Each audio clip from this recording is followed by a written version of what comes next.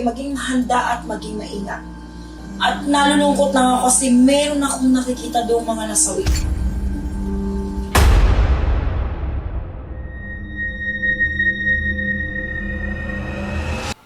Hello po mga ka-PTV, maligayang pagbabalik po sa ating channel at magandang araw po sa inyong lahat.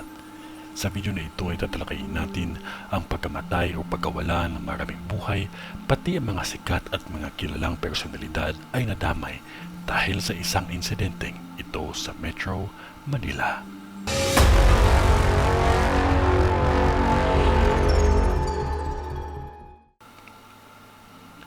Isang mall sa Cubao ang nakikita ko na magliliyab sa apoy.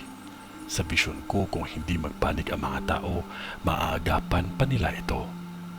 May nakikita din akong lingkod ng mangyayari sa Luzon sa mga darating na mga araw. At isa ang Cubao na makakaramdam ng kalakasan. Maging-maingat lamang ang mga gwardya sa lahat ng mga pumapasok sa mall upang maiwasan ang krimen. Matinding sunog ito sa mall at kahit bus ay hindi nakaligtas sa sunog. Maging maingat ang lahat at huwag makalimot ang manalangin palagi. Kamyas Vision. Halos sunod-sunod ang aksidente na mangyayari sa Kamyas, lalo na sa highway. Nang dahil sa mga aksidente na sunod-sunod, may ilang buhay ang nawala. At maging maingat din ang lahat, lalo na sa mga bagay na magiging sanhi ng sunog, dahil may mga taga-Kamyas na may sunog po na mangyayari sa lugar ninyo na halos hindi nakalabas ang mga nasa loob. At nasawi ang mga ito. May nakikita din akong celebrity na maaksidente sa Cubao at Kamyas. Pati vlogger.